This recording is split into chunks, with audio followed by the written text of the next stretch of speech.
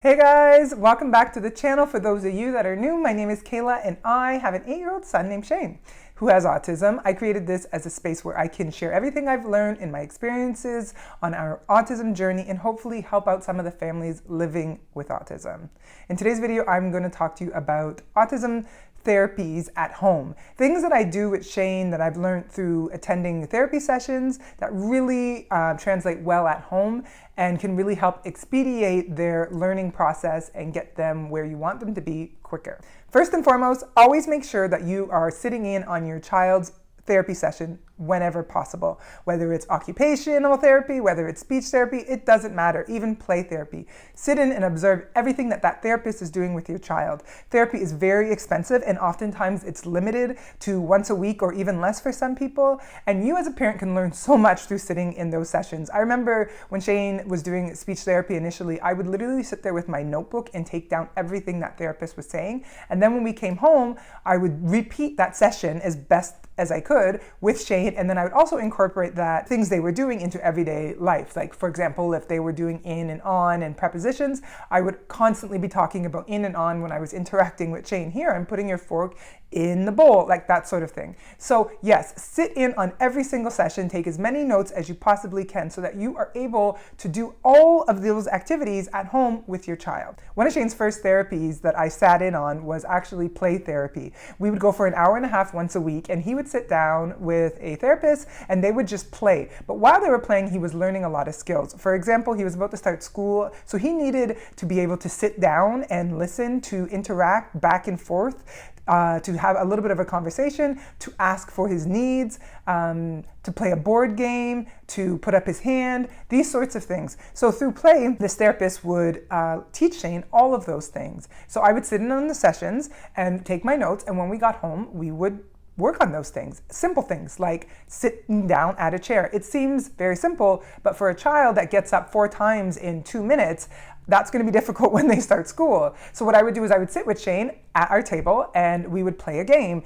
or we'd play with dinosaurs. And every time Shane got distracted and wanted to stand up and walk away, I'd grab a new dinosaur and get his attention. And when he sat back down, I would give him a positive reinforcement like, wow, you sat back down, here's a hug. You know, positive reinforcements are very, very beneficial. So it could be a hug or a small candy or a new toy that you pull out of the bag, whatever it is. But I would repeat all of these sort of play therapies with him at home, and it was really easy to incorporate that into our everyday play and everyday routine. Turn taking is something that is a huge part of starting school and just interacting in life in general, and it's definitely something that therapy can go a long way for, but can go even further if you're doing it at home.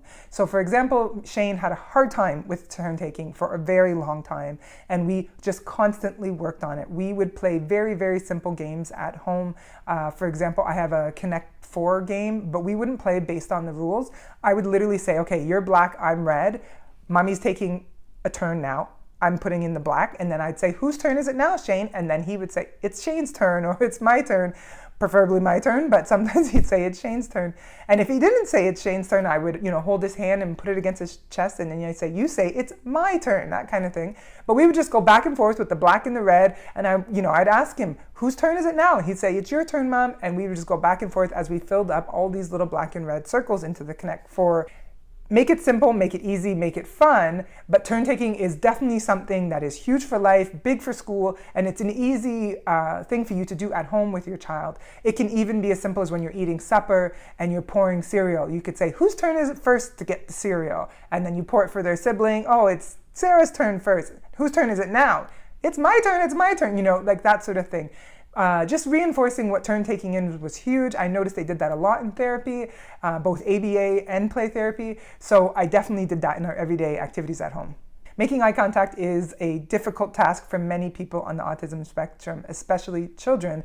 And I noticed in ABA therapy, they were often doing exercises with the kids that could get them to make more eye contact more naturally. And after observing that, I started to do that at home with Shane. One of the most fun and easy ways that I did that was through toys. What I would do is I would get a toy that I knew he was very interested in, and I would put it in my face. So if your kid's into dinosaurs or Paw Patrol, you get preferably a new one so that they're very interested, and you put the toy in front of your face. It's really simple, and you say their name. Hey, look, Cheney, I have a Paw Patrol toy. Here it is. He will then lock eyes with you, or at least look in the general area of your face. And then you say, wow, that's great, Shane. You looked at me. And you give them a hug, or you give them a positive reinforcement of your choice. It's as simple as that, but it really worked for me and Shane. And eventually, he naturally started to make more eye contact. Shane is 8 and still struggles with eye contact, but he has the ability to do it now. And it feels more natural because he learned to do it through play.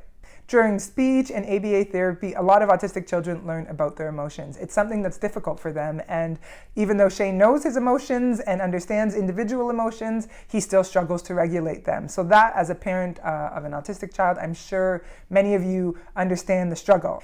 There are many different ways to teach your child about emotions, but when I was observing Shane in therapies learning about emotions, I knew that I could easily do that at home and reinforce what he was learning while at therapies.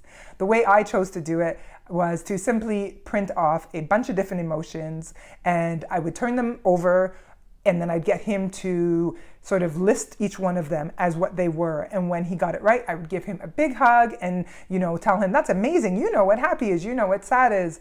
That if he wasn't able to recognize it, that was okay. I'd say, let's just try again, always keeping it positive. The other thing I did was that I went online and I found a really cool emotions chart that worked for him. And then I actually created one myself. I'll link this one below.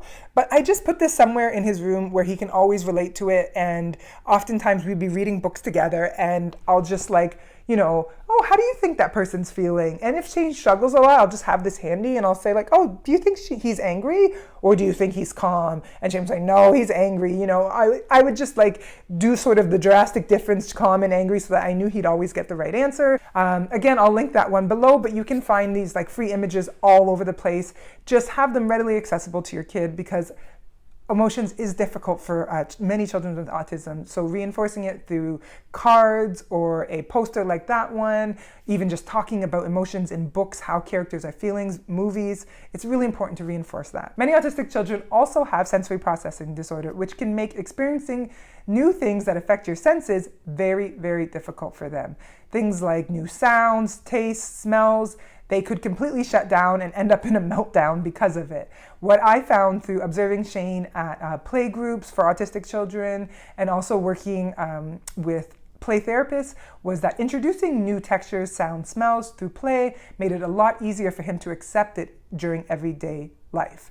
For example, when I wanted Shane to try a couple different vegetables, we used to get his dinosaurs out and I'd pretend like the dinosaur was trying the vegetable or the fruit. Shane is still incredibly picky, but I was able to get him to try a few new vegetables and fruits through doing play.